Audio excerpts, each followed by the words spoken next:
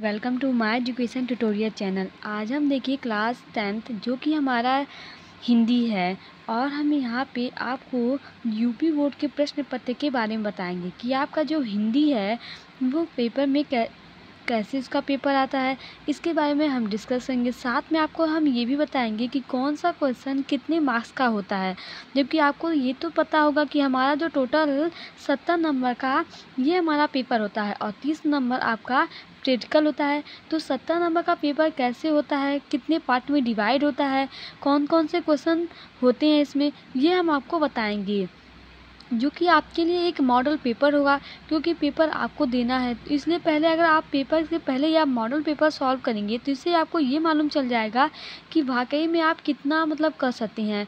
जैसे अगर आपके कुछ मार्क्स कम भी आ रहे होंगे तो आप उन्हें प्रयास कर सकते हैं। और देखिए सबसे बड़ी बात ये है कि टाइम मैनेजमेंट कैसे आप कर सकते हैं, क्योंकि आपके यहाँ पे 3 घंटा 15 मिनट आपको दिया जाता है। तो इसे सॉल्व करने के लिए क्या आप 3 घंटा 15 मिनट में इसे सॉल्व कर पा रहे हैं कि नहीं? अगर आप मॉडल पेपर को 3 घंटा 15 मिनट में पूरा सॉल्व कर लेते हैं, इसका मतलब आप इस पेपर को भी सॉल्व कर लेंगे अपने। लेकिन अगर आप नहीं सॉल्व कर पाते हैं तो इससे आपकी क्या होती है, मॉडल पेपर सॉल्व करने से ये होता है कि आपका स्पीड बढ़ता है। जैसे जैसे आप अन्य पेपर अगर 3-4 पेपर मॉडल पेपर सॉल्व कर लें तो आपकी स्पीड क्या हो जाएगी, आपकी स्पीड जो होगी वो सही हो जाएगी और आप इससे पेपर सॉल्व कर सकते हैं, आपको कोई प्रॉब्लम नहीं होगी। तो आइए हम यहाँ पे पेपर लेते हैं और उन्हें हम सॉल्व कराएंगे, साथ में हम पूरा इसका एक्सप्लेनेशन भी देंगे कि यहाँ पे कैसे क्या हो रहा है। तो आइए देखते हैं हम। देखिए ये हमारा यहाँ पे पहला क्वेश्चन है जो कि हम यहाँ पे इसके पहले ही वीडियो में आपको अन्य मॉडल पेपर सॉल्व करा चुके हैं। तो यहाँ पे देखिए ये हमारा सेट 4 है। टोटल आपका 7 सेट होता है, 7 सेट होते हैं, इसमें से ये हमारा सेट नंबर 4 है। तो आइए देखते हैं यहाँ पे। देखिए पहला क्वेश्चन क्या कह रहा है। पहला क्वेश्चन कह रहा है कि निम्नलिखित कथनों में से कौन सा इसमें एक कथन सही है और उसे पहचान के आपको लिखना है। ये देखिए पहले वाले क्वेश्चन में आपको यहाँ पे 5 क्वेश्चन दिए हैं जो कि क ख ग घ अंग इसमें विभाजित है। और ये जानते हैं आप, ये सबसे बड़ी बात है, ये एक नंबर का क्वेश्चन है। मतलब पहला जो आपको नंबर होता है वो कितना होता है, एक नंबर का क्वेश्चन होता है। 5 है, मतलब पहला क्वेश्चन 5 नंबर का होता है, उसमें 5 अलग अलग क्वेश्चन पूछे रहते हैं। तो देखिए यहाँ पे क्वेश्चन क्या कह रहा है कि निम्नलिखित कथनों में से कोई एक कथन सही है। ये आपको पहचानना है कि कौन सा कथन इसमें सही है। अगर आप सही पहचानते हो तो आपको 1 मार्क्स मिलेंगे। तो आइए देखते हैं इसमें से कौन कथन सही है। पहला देखिए इसमें बोला है माधव विलास नावादास जी की रचना है। ये बोला कि क्या माधव विलास नावादास की रचना है? नहीं, जो कि ये क्या है हमारा, ये वाला हमारा पहला गलत है। दूसरा क्या बोला है कि संस्कृत के 4 अध्याय रामधारी सिंह दिनकर की प्रसिद्ध कृति है। ये हमारा क्या है, ये हमारा सही है। संस्कृत के 4 अध्याय ये किसका कृति है, रामधारी सिंह दिनकर जी का है। और अन्य देखते हैं अगर हम कि सेठ गोविंद दास महान आलोचक थे, जो कि ये हमारा क्या है, गलत है। और जय पराजय कृति निबंध विधा की रचना है, ये दोनों हमारे क्या है, गलत हैं। वैसे अगर आपको इसमें से एक मालूम चल जाता है कि इसमें से कौन सही है तो अन्य आपका गलत ही होगा, क्योंकि इसमें से खुद बोल दिया है कि एक कथन इसमें सही है, आपको इसे पहचानना है। तो यहाँ पे देखें तो आपको 1 मार्क्स मिल चुके हैं। अब अगला हम देखें, अगर अगला क्वेश्चन ख में क्या है कि निम्नलिखित कृतियों में से किसी एक कृति के लेखक का नाम बताइए। आपको क्या करना है, किसी एक कृति के लेखक का नाम बताना है। तो देखते हैं पहला इसमें है प्रतिशोध है, तो इसमें किसी एक कृति के लेखक का नाम बताना है। तो आप चाहे जो भी बता सकते हैं, आपको 4 ऑप्शन दिए गए हैं, चारों में से आप जिसे आप पता है उसको बारे में आप यहाँ पे बता सकते हैं। तो यहाँ पे हम सभी के नाम बता देते हैं। देखिए जैसे है यहाँ पे प्रतिशोध है, तो ये है मैथिली शरद गुप्त जी का, क्या है, मैथिली शरद गुप्त जी का ये क्या है, एक कृति है। अब दूसरा है जड़ की बात, ये है जैनेंद्र कुमार, किनका है ये, जैनेंद्र कुमार। और तीसरा है प्रतीक्षा, ये है हरिवंश राय बच्चन जी का है। और चौथा है यहाँ पे कल्पलता, ये किसका है, ये है हजारी प्रसाद द्विवेदी जी का, किसका है, हजारी प्रसाद द्विवेदी जी का।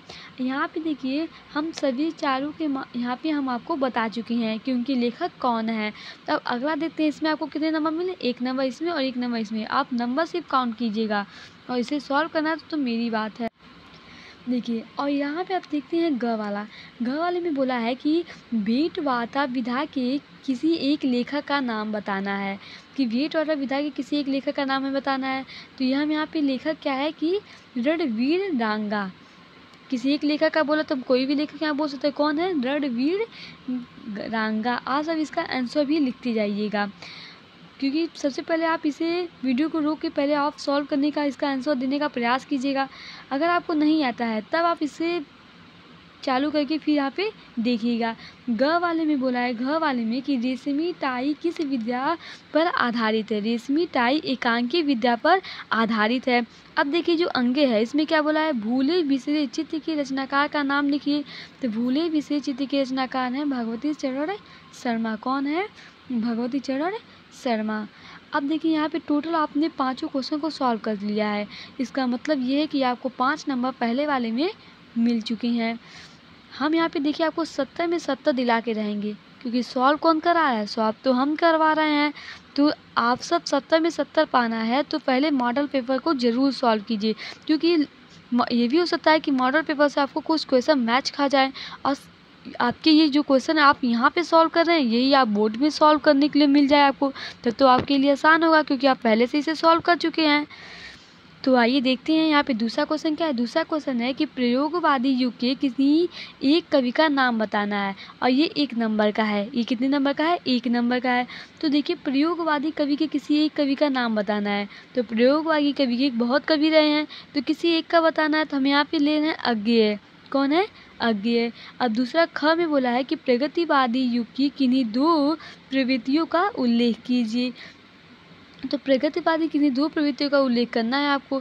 तो यहाँ पे हम आपको प्रीवियस वीडियो में प्रगतिवादी तथा छायावादी दोनों बता चुकी हैं, तो आप पहले उन्हें ज़रूर देख लें। बस आपको यहाँ पे उनकी 2 प्रवृत्ति मतलब कई उनके हैं, उन्हें उनके बारे में सिर्फ आपको 2-2 प्रमुख विशेषताएं लिखना है, जिन्हें उन पे 2-2 नंबर आपको मिलेंगे। अर्थात अगर देखा जाए तो क्वेश्चन नंबर 2 में जो दूसरा क्वेश्चन इसमें आपको कितने नंबर मिले? इसमें भी आपको 5 नंबर मिल चुके हैं। अब आगे हम देखते हैं यहाँ पे तीसरा क्वेश्चन क्या कहता है कि निम्नलिखित गद्यांशों में से किसी एक गद्यांश का नीचे दिए गए प्रश्न का उत्तर देना है। यहाँ पे गद्यांश दिए गए हैं और आपको क्या करना है? इसका आंसर। अब देखिए यहाँ पे क में दिया गया है। देखिए ये जो टोटल जो है ये आपका 6 नंबर का है। कितने नंबर का है? 6 नंबर का है, जिसमें देखिए आपको 3 क्वेश्चन किया गया है। कितने क्वेश्चन है? 3 क्वेश्चन है। और इस गद्यांश को पढ़ के इन तीनों क्वेश्चन का आपको आंसर देना रहता है, जो कि आपको यहाँ पे 2-2 नंबर का तीनों है। मतलब अगर पहला आप करेंगे तो आपको 2 नंबर मिलेंगे। ऐसे यहाँ पे तीनों क्वेश्चन करने पे आपको टोटल कितने मार्क्स मिलेंगे? 6 नंबर मिलेंगे। लेकिन इसमें से बोला किसी एक को करना है, क्योंकि देखिए यहाँ पे क और ख 2 आपको गद्यांश दिए गए हैं। अब बोला है कि किसी एक को करना है, तो इसमें से आप तो या तो क कीजिए या तो ख कीजिए। टोटल करने पर हमें तो 6 नंबर ही मिलेंगे। तो यहाँ पे देखिएगा हम क करती हैं, तो क में जो गद्यांश पढ़ के आपको यहाँ पे क्या करना है? इसका आंसर देना है। जैसे बोला है उपयुक्त गद्यांश का संदर्भ लिखिए। अगर इसका हम संदर्भ लिखने की बात करें तो किस चैप्टर का है? आप सब पढ़े होंगे। ये इनके जो रचयिता हैं, इनके जो लेखक हैं, इनके जो लेखक हैं वो कौन है? इनके लेखक हैं आचार्य रामचंद्र शुक्ल है। और जो हमारा यहाँ पे है ख वाला, और इसका इनके अगर लेखक देखा जाए तो ये डॉक्टर राजेंद्र प्रसाद जी का है। इनका है डॉक्टर राजेंद्र प्रसाद जी का है। आगे हम इसी प्रकार देखते हैं। आप सब इसे क्वेश्चन आंसर कर लीजिएगा, क्योंकि गद्यांश में व्याख्या तो आप पढ़े ही होंगे। यहाँ पे हमें व्याख्या बताने की कोई ज़रूरत नहीं है, क्योंकि आप व्याख्या पढ़े होंगे और जानते भी होंगे। हम प्रीवियस वीडियो में इन सभी के बारे में बता चुके हैं, जो कि जब हम चैप्टर सॉल्व पढ़ा रहे मतलब वहाँ पे सॉल्व करा रहे थे। अब देखिए यहाँ पे चौथा क्वेश्चन क्या है। चौथा में बोला है कि निम्नलिखित पद्यांश में से किसी एक पद्यांश की संदर्भ सहित व्याख्या कीजिए। अब यहाँ पे जैसे आपको गद्यांश दिया गया था और उसका कुछ आंसर आपको क्वेश्चन सॉल्व करना था, वैसे ही यहाँ पे है। यहाँ पे आपको पद्यांश दिए गए हैं और क्या करना है आपको? इनके जो आंसर है, क्वेश्चन है, उनका आंसर देना है। तो आइए देखते हैं इनका आंसर क्वेश्चन क्या है। यहाँ पे देखिए ये आपको दिया गया है, ये उसी का है जो आगे दिया था उसमें चौथा का। ये क और ख पाठ है, इन दोनों को पढ़ के अगर करना इसका यहाँ पे पद्यांश की व्याख्या करना है। अब अगला अगर हम देखते हैं जो हमारा पचवां है, पचवां यहाँ पे बोला क्या है कि निम्नलिखित लेखकों में से किसी एक लेखक का जीवन परिचय लिखना है। मतलब यहाँ पे लेखक आपको दिए गए हैं, उनमें से किसी एक का क्या करना है, जीवन परिचय लिखना है। हम आपको जीवन परिचय सभी चैप्टर के बता चुके हैं, तो उन्हें आप देखकर या उन्हें आप याद करने के बाद ही आप यहाँ पे कर पाएंगे। पहला क्या है, डॉक्टर भगवत सरल उपाध्याय। दूसरा क्या है, पद्मनाभ पुन्नालाल बख्शी। और तीसरा कौन है, डॉक्टर राजेंद्र प्रसाद।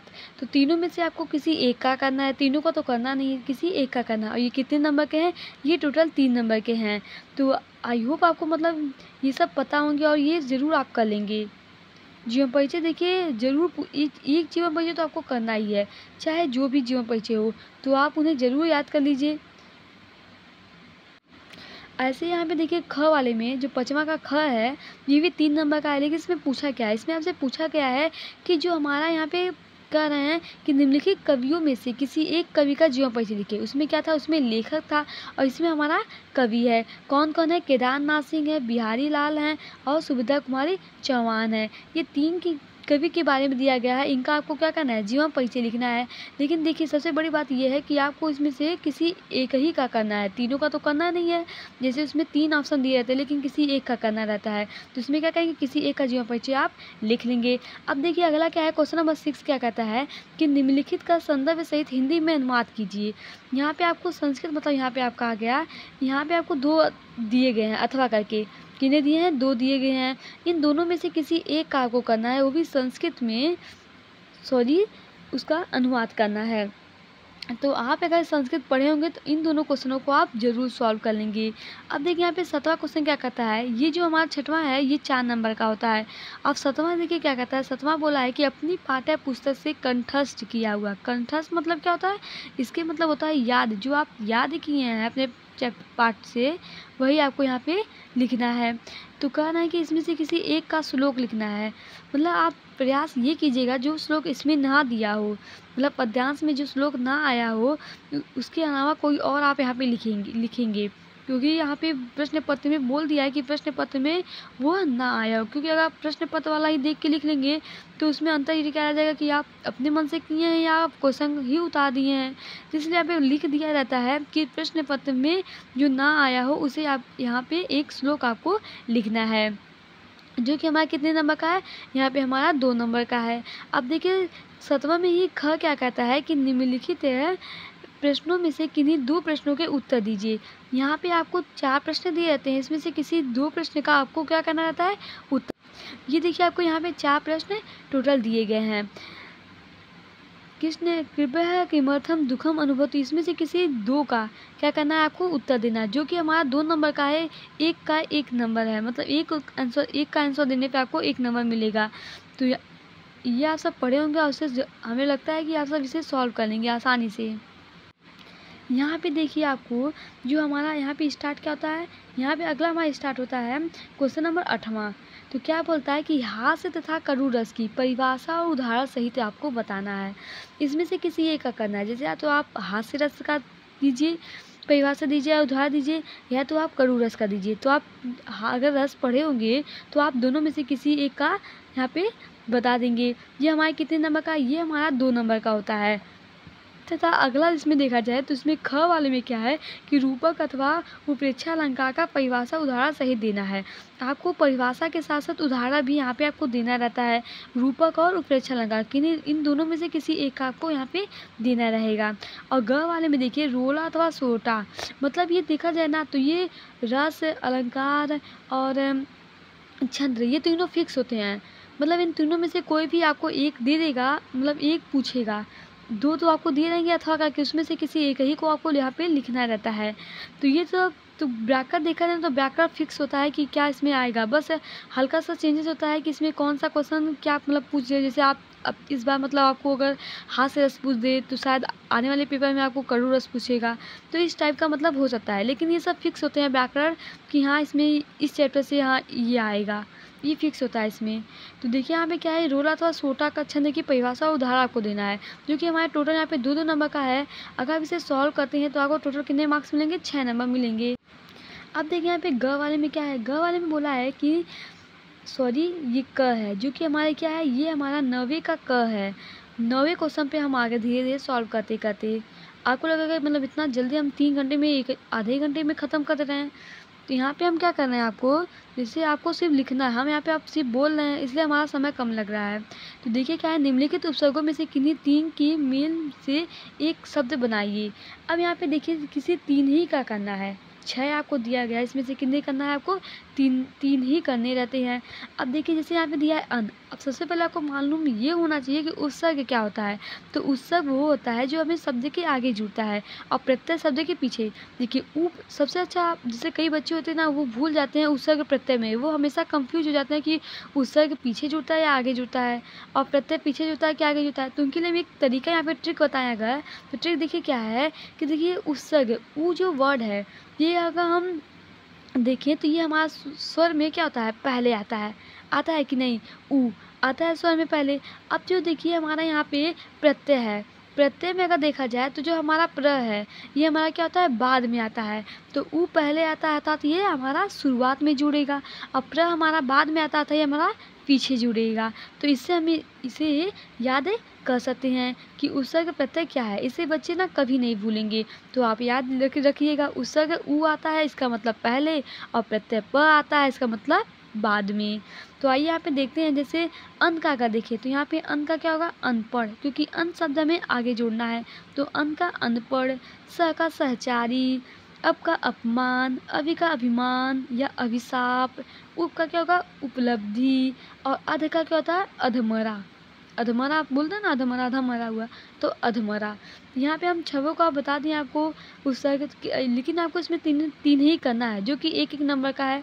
तो जानते हैं अगर देखा जाए बच्चों को, तो अगर व्याकरण पोषण जो हमारा होता है 35 नंबर का समझ लीजिए, क्योंकि 70 नंबर का टोटल होता है, तो उन्हें हमें 35 नंबर मिल सकता है, टोटल 35 नंबर हमें मिल सकता है।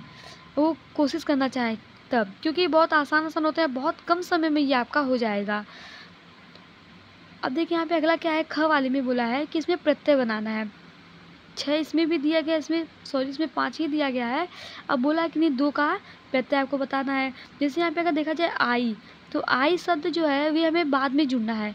अगर हम देखें दिखाई में, देखा जाए दिखाई में, तो यहाँ पे देखते हैं जो आई वर्ड है ये हमारा कहाँ आ रहा है, ये हमारा आई जो वर्ड है वो बाद में यहाँ पे आ रहा है। ऐसे का हम देखें यहाँ पे अगला निम्नलिखित में से, जैसे मतलब अगला जो हमारा क्या है, ता है, तो दिखता। पन का देखा जाए तो लड़कपन, हट का देखा जाए तो आहट और त्व का देखा जाए तो क्या हो जाएगा, महत्व हो जाएगा। अब देखिए इसमें ग वाले में क्या बोला है कि समास विग्रह करने के लिए क्या करना है, आपको समास विग्रह करना है। तो सबसे पहले आपको समास पता होना चाहिए। यहाँ पे आपको समास का नाम नहीं बोलना है, यहाँ पे आपको क्या करना है, समास का विग्रह करना है, बस यही आपसे बोला गया है, जो कि हमारा 2 नंबर का। अब आपसे ये भी बोला है कि 2 ही करना है। कई बच्चे इतना इसे नहीं पता है, जल्दी इसे सॉल्व कर देते हैं, जबकि उनका गलती हो जाता है। उन्हें बोलता है सिर्फ 2 करने के लिए और इसे ना पढ़ने की वजह से वो 5 सॉल्व कर देंगे। तो इससे क्या होगा, मतलब गलती की बात नहीं है, सॉल्व कर देंगे तो उनके लिए मतलब क्या होगा, जैसे समय की हमारी बचत होगी ना। हमें 2 ही करना था तो हम 5 करके क्या फ़ायदा, जो कि मिलेंगे नंबर तो 2 ही नंबर मिलेंगे, 5 तो देगा नहीं टीचर। तो इसलिए जितना बोला जाए उतना ही सॉल्व कीजिए आप। तो यहाँ पे अगर देखा जाए कनक लता, तो कनक लता का अगर समास विग्रह करेंगे तो क्या हो जाएगा, कनक के समान लता। और सप्त सिंधु है, सप्त सिंधु देखेंगे तो क्या हो जाएगा, 7 सिंधुओं का समूह। वीड़ा पाड़ी है, वीड़ा है हाथ में जिससे, वीड़ा पाड़ी मतलब क्या होता है, वीड़ा है हाथ में जिससे, जिसके, तो वो कौन है, आप सभी जानते होंगे क्योंकि आप सब इसमें पढ़ रहे हैं। तो किसके वजह से, सरस्वती माता की वजह से। तो यहाँ पे देखिए वीड़ा है हाथ में जिससे, कौन है वो, सरस्वती। और यहाँ पे देखिए उत्थान पतन, उत्थान और पतन योजक का चिन्ह जो डैश होता है, इसका मतलब ये क्या होता है, और का। तो उत्थान और पतन। अब 5वां देखिए यथाशक्ति, यथाशक्ति के अनुसार। अब देखिए यहाँ पे जो ग वाला है इसमें क्या बोला है कि निम्नलिखित में से किन्हीं 2 के तत्सम शब्द लिखिए। अब देखिए किन्हीं 2 का इसमें क्या करना है, आपको तत्सम शब्द लिखना है। तो देखिए इसका आँख का क्या होगा, आँख का होगा आपको अच्छी, आँख का क्या होता है, अच्छी। इसमें से किन्हीं 2 ही को करना है, जो कि हमारा कितने नंबर का है, 2 नंबर का है। और धान का हमारा होता है धान्य, क्या होता है हमारा यहाँ पे, धान का धान्य होता है। तथा का देखा जाए पत्थर, पत्थर का क्या होता है, पत्थर का होता है पत्सर, क्या होता है, पत्सर। और चना का देखा जाए तो चड़क होता है, चना का होता है चड़क। इसे हम क्या कहते हैं, शुद्ध रूप में चढ़क कहते हैं, लेकिन आम भाषा में ऐसे जब बोलते हैं तो चना बोल देते हैं। और ऊंचा का होता है उच्च। ऊंचा का क्या होता है, उच्च होता है। कहीं कहीं आपको साइंस में से उच्च वर्ड दिखाई देगा, क्योंकि वहाँ पे ऊंचा वर्ड नहीं लिखते हैं। अब देखिए यहाँ पे जो अंग है, अंग में क्या बोला कि निम्नलिखित में से किन्हीं दो दो के पर्यायवाची लिखिए। आ गया आपका पर्यायवाची, जो आप रट रट के याद करते हो। तो पर्यायवाची आपको पता ही होगा, सूर्य का क्या होता है, भानु भास्कर, दिन दिवाकर, ये तो है सूर्य का।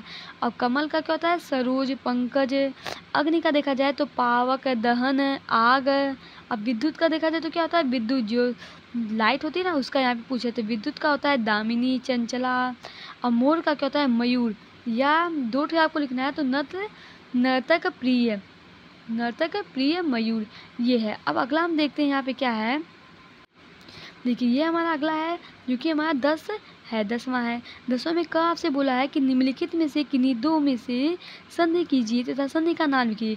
यहाँ पे आपको दिया है, पहले आपको संधि करना है और संधि का नाम भी आपको यहाँ पे बताना है। और कितने नंबर आपको मिलेंगे, यहाँ पे टोटल आपको 2 नंबर मिलेंगे, क्योंकि आपको यहाँ पे बोला है कि 2 ही हमें करना है। तो देखिए यहाँ पे जैसे वन प्लस ओकस है, तो इसका हम जब करेंगे तो क्या आ जाएगा, यहाँ पे वनौकस है, जो कि हमारा ये वृद्धि संधि है।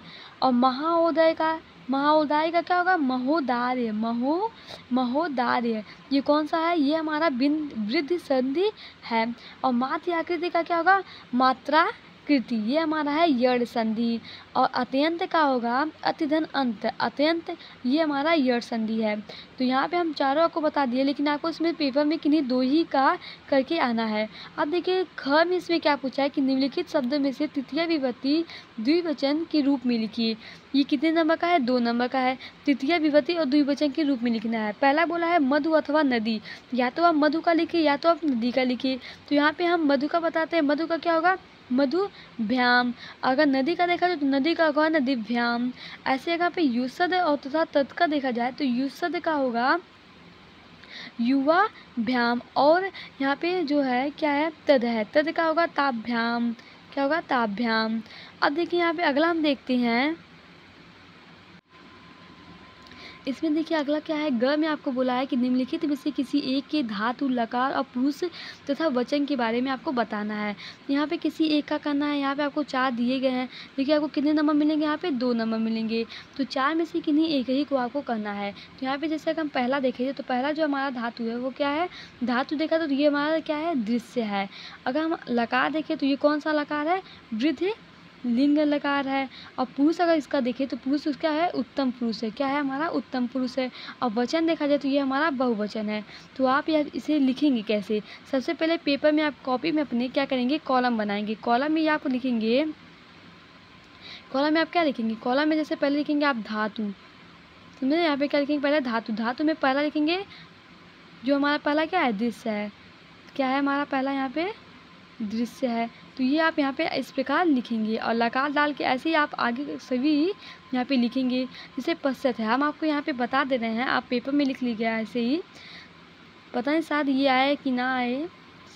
तो देखिए इसमें क्या होता है, पश्चात है, पश्चात जो हमारा धातु देखा तो पश्च है। और लकार देखा जाए तो लिट लकार है। और पुरुष मध्यम है। और वचन कौन सा है, वचन हमारा यहाँ पे द्विवचन है। और तीसरा में अगर देखें तो धातु हमारा हस है, क्योंकि हस मतलब क्या होता है, हंसना। और लकार क्या है, लोट लकार है। पुरुष यहाँ पे उत्तम पुरुष है और वचन जो है हमारा बहुवचन है। चौथा देखें तो यहाँ पे जो हमारा धातु है दृश्य है। और लकार क्या है, लिट लकार है। पुरुष क्या है, मध्यम पुरुष है। और वचन हमारा एक वचन है। तो इस प्रकार हम यहाँ पे सभी को सॉल्व कर चुके हैं। अब हमारे देखिए यहाँ पे जो ग है, ग में क्या बोला कि निम्न में से कौन, मतलब 2 का संस्कृत में आपको अनुवाद करना है। अब देखिए जिन्होंने अनुवाद करना सीखा होगा तो उन्होंने तो ये तो सॉल्व करेंगे कि बच्चे को क्या होता है ना, बच्चे संस्कृत से दूर भागना चाहते हैं, उन्हें संस्कृत मतलब पसंद नहीं होता है, क्योंकि बचपन में वो उतना ध्यान नहीं दे रहते हैं, या तो तक वो संस्कृत उतना नहीं पढ़ते हैं, इससे थोड़ी उनकी परेशानी होती है कि कैसे वो संस्कृत में अनुवाद करें। तो पहले आप सब जरूर प्रयास कर लीजिएगा संस्कृत में अनुवाद करने के लिए, क्योंकि इससे क्वेश्चन मतलब पूछे जाते हैं और जो 2 ही नंबर के होते हैं 2 आपको करना रहता है। जैसे यहाँ पे 4 दिया गया है, इसमें से आपको 2 ही करना है। पहला है हमें नित्य भ्रमण करना चाहिए, इसका अगर संस्कृत में अनुवाद देखें तो वयम नित्यम भ्रम कुर्यामी। और दूसरा है कि छात्राएं पत्र लिखेंगी, इसका अगर देखा जाए संस्कृत में तो छात्रा पत्राणि लिखी स्यन्ति। और तीसरा है यहाँ पे बड़ों का आदर करो, क्या करो, बड़ों का आदर करो। बड़ों का हमें हमेशा क्या करना चाहिए, आदर करना चाहिए, एकदम बात सत्य लिखी है। लेकिन क्या करते हैं, इस समय आजकल के जो बच्चे हैं वो बड़ों का कहना ही नहीं मानते हैं, दिन भर मोबाइल लिए रहते हैं। क्यों? तो आइए हम देखते हैं बड़ों का आदर करने का मतलब क्या है यहाँ पे। अगर इसका संस्कृत में देखें तो इसका हो जाएगा अग्रजानम जानान आदरम कुरु। अब देखिए यहाँ पे चौथा क्या है, प्रयाग गंगा तट पर स्थित है। तो इसका हम संस्कृत में अगर देखेंगे तो प्रयागे गंगा तटे स्थिता अस्ति। अगर हम आपसे कहें कि अगर आप अपने घर में संस्कृत में बोलिए, तो आप ये बताइए हमें कि यार अगर आप अपने घर में संस्कृत में बोलते हैं तो क्या आपकी भाषा जो संस्कृत में जो आप बोलेंगे वो आपके परिवार वाले समझ पाएंगे कि नहीं। इसका आंसर आप हमें कमेंट बॉक्स में दीजिएगा, क्योंकि जो हमारा संस्कृत से ही हमारा हिंदी का विकास हुआ है और संस्कृत का हमारा धीरे धीरे पतन हमारे देश से क्या होगा, इसका पतन होते जा रहा है। तो इसे बढ़ावा देने के लिए आप क्या कर सकते हैं या आप क्या प्रयास करेंगे, तो इसका प्लीज़ इसका आंसर आप कमेंट बॉक्स में दीजिए, जिससे हम जान सकें कि आप सबकी राय क्या है संस्कृत के प्रति। क्योंकि बहुत बच्चे क्या होते हैं ना कि वो संस्कृत से हमेशा दूर ही जाते हैं और उन्हें संस्कृत बिल्कुल नहीं पसंद रहती है। तो मैं उनकी राय जानना चाहती हूँ कि उनकी राय क्या है। तो आइए मैं यहाँ पे अगला क्वेश्चन देखते हैं। क्वेश्चन क्या है कि निम्नलिखित विषयों में से किसी एक विषय का निबंध लिखिए। अब देखिए यहाँ पे आपको आ गया 6 नंबर को, यहाँ पे 6 नंबर आपको मिलेगा अगर किसी एक का आप क्या करें, निबंध लिखे। यहाँ पे आपको टोटल 4 दिया है, चारों में से किसी एक का करना है। जैसे आपको दिया है स्वच्छ भारत अभियान पे, तो ये तो सभी कर लेंगे कि स्वच्छ भारत अभियान क्या है। ये सभी जानते हैं कि अपने देश को हम कैसे स्वच्छ रख सकते हैं, क्या क्या उसके लिए अभियान चलाए गए हैं, खास करके नरेंद्र मोदी के द्वारा। क्यों? अब देखिए यहाँ पे दूसरा क्या है कि जल संरक्षण की आवश्यकता और उपाय। तीसरा यहाँ पे वृक्षारोपण का महत्व। अब वृक्ष रोपण का महत्व ये आप सभी जानते हैं, क्योंकि ये हमारे लिए क्या है, बहुत आवश्यक है, क्योंकि ऑक्सीजन हमें इसी से प्राप्त होता है। और चौथा यहाँ पे राष्ट्रीय एकता। राष्ट्रीय एकता का मतलब क्या है कि राष्ट्रीय एकता मतलब एकजुट होकर हम कैसे राष्ट्र के प्रति कोई दायित्व रख सकते हैं, ये यहाँ पे है। तो आपको यहाँ पे चारों में से किसी एक पे निबंध लिखना है, जो कि आपको कितने मार्क्स मिलेंगे, यहाँ पे 6 नंबर आपको यहाँ पे टोटल मिलेंगे। अब देखिए यहाँ पे 12वां क्वेश्चन क्या बोला है। 12वां क्वेश्चन बोला है कि अब देखिए यहाँ पे बराबर में क्या बोला कि निम्नलिखित पठित खंड काव्य के आधार पर निम्नलिखित प्रश्नों में से किसी एक प्रश्न का आपको उत्तर देना है, जो कि हमें 3 नंबर यहाँ पे मिलेंगे। तो यहाँ पे देखिए ना, जितना सटीक आप लिखना चाहे उतना सटीक लिखिए, क्योंकि 3 ही नंबर मिलेंगे। अगर आप 1 या 2 पेज लिख लेते हैं तो भी मतलब आपको मार्क्स यहाँ पे मिल जाएंगे। तो आप प्रयास ये कीजिएगा कि आप हिंदी लिखते समय ना आप टाइम मतलब बहुत कम बचता है, क्योंकि हिंदी लिखते जाए ना उतना बड़ा चला जाता है। तो यहाँ पे कोशिश कीजिएगा जो इसका सटीक है वही आप लिखिए, फालतू चीज़ इसमें ना डालें। तो देखिए यहाँ पे कई सारे आप सोचेंगे ना, कई बच्चे होंगे अगर उन्हें मालूम नहीं होगा ना तो सोचेंगे इतना सारा इसमें से कौन सा करे कौन सा नहीं करे। तो आप ये सभी कहानी आप पढ़े रहते हैं, मतलब सभी बच्चे, तो इसमें से किसी का कोई भी कर सकते हैं। लेकिन देखिए ये क्या होता है ना, ये अपने ज़िला के हिसाब से करना रहता है। जैसे आप जिस ज़िला में रहते हैं उस ज़िला में आपको ये क्वेश्चन इसमें से करने रहते हैं। जैसे अगर आप गोरखपुर ज़िले में रहते हैं, क्योंकि इसमें मैं गोरखपुर की हूँ, तो यहाँ पे देखिए गोरखपुर ज़िला में रहने पे आपको यहाँ पे कर्मवीर नहीं, मातृभूमि वाला जो क्वेश्चन है, मातृभूमि के लिए ये आपको गोरखपुर वाले बच्चों के लिए ये करना रहता है। मतलब जैसे अगर वो गोरखपुर ज़िले के हैं तो उन्हें मातृभूमि के लिए यही कहानी उनको करनी रहती है। और अन्य बच्चे जो हैं मतलब जैसे बिहार, बस्ती, ये सब, बिहार नहीं, हम यूपी की बात कर रहे हैं। बिहार और जी मतलब जो बाबा मैं बिहार का नाम ले रही हूँ, बिहार नहीं है इसमें। जैसे आपको बरेली हुआ और ये सब हुआ, इलाहाबाद, मतलब ये सब जो भी होंगे ज़िला, उनको उनके हिसाब से मतलब यहाँ पे है वो, मतलब जैसे जब बुक है तो बुक जब लेते हैं तो बुक में दिया रहता है कि कौन से ज़िले के लिए कौन सा यहाँ पे खंड काव्य लिखना रहता है। तो आपको देखिए जो गोरखपुर वाले हैं उन्हें मातृभूमि के लिए लिखना है। तो ये जो इसमें से पहला और दूसरा करके दिया है तो आप इसे लिख सकते हैं, जो आपको यहाँ पे पता हो, मतलब याद हो। आई होप आपको मतलब ये सभी समझ में आ रहे होंगे। हम आपको या तो एक वीडियो में इसके बारे में पूरा फुल डिटेल दे देंगे, और जिसे इसमें हम आपको ये बताएंगे कि कौन से बच्चों के लिए कौन सा इसे यहाँ पे खंड काव्य करना रहता है। तो जिससे आपको नोटिफिकेशन प्राप्त हो, तो इसके लिए आपको क्या करना होगा, इसके लिए आपको हमारे एजुकेशन ट्यूटोरियल चैनल को सब्सक्राइब करना होगा, क्योंकि तभी तो आपके पास नोटिफिकेशन प्राप्त हो पाएगा और आप जान पाएंगे। क्योंकि पेपर के पहले अगर आपको पता चल जाए कि कौन सा आपको करना है तो आपके लिए आसान होगा, क्योंकि बाद में पेपर के बाद जानने से आपको क्या फ़ायदा होगा, क्योंकि पेपर तो आप दे चुके रहेंगे, दोबारा तो संशोधन होगा नहीं आपका।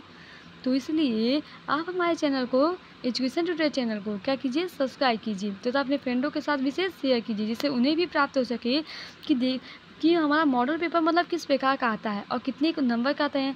तो यहाँ पे अगर हम आपसे पूछे कि आपके मार्क्स कितने आए, तो आपके मार्क्स कितने आते हैं, 70 में 70, क्योंकि ये पेपर किसने सॉल्व कराया, ये पेपर हम सॉल्व कराए हैं, इसलिए आपके मार्क्स कितने आए हैं, 70 में 70 आए हैं।